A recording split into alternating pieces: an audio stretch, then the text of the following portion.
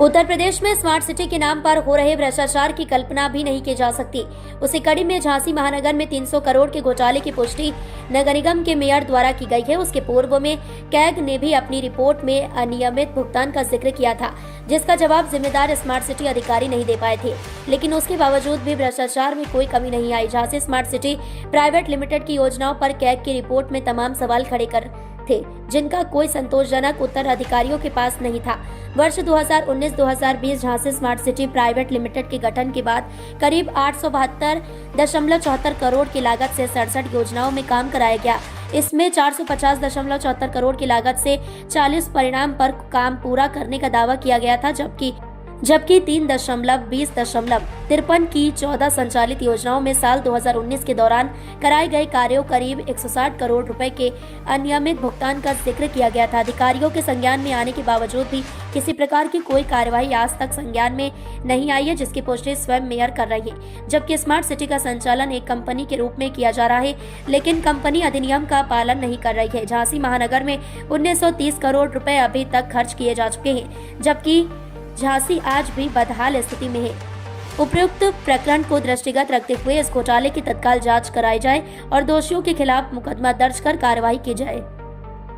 को लेकर ज्ञापन दिया गया आज।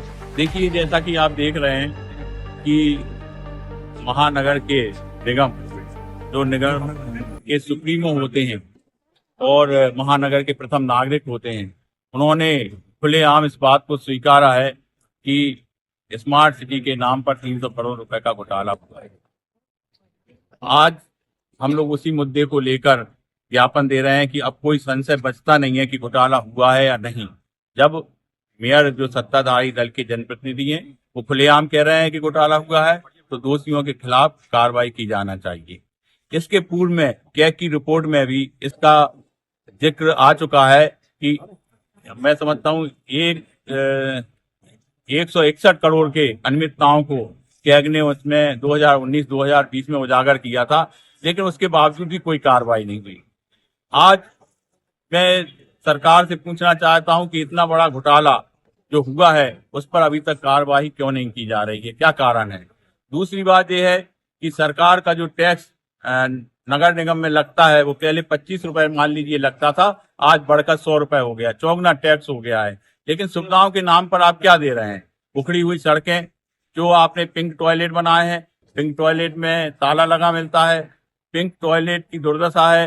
जो ओपन जिम है वो भी आप देख लीजिए किस तरह से अस्त व्यस्त हैं, या उनमें कोई प्रकार के कर्मचारी नहीं हैं।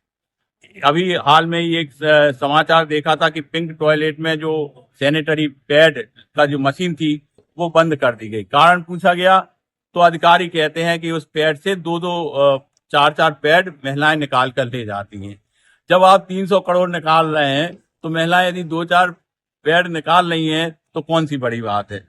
आपने जिम्मेदारी आपकी है कि आप उचित मशीन लगाएं। जो सुविधाएं सरकार दे रही है स्मार्ट सिटी के नाम पे वो जनता तक पहुंचाएं, लेकिन सुविधाएं नहीं पहुंचा जा रही हैं। एक सड़क जो अच्छी खासी है उस पर फिर से बनाई जाती है, जो सड़क उखड़ी हुई है 5 साल से ज्यों की त्यों है, उन्हें नहीं बनाया जा रहा है।